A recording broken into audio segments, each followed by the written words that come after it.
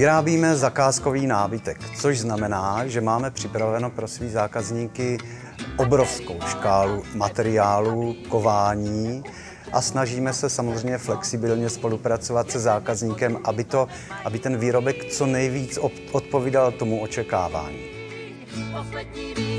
Hlavním tématem naší výroby jsou kuchyňské linky, které opravdu vyrábíme 20 let. A snažíme se, aby každá kuchyňská linka, která vyjde z naší dílny, kterou vyrábíme ročně, byla opravdu originálem, takže se nestává, že bychom vyrobili dvě stejné linky.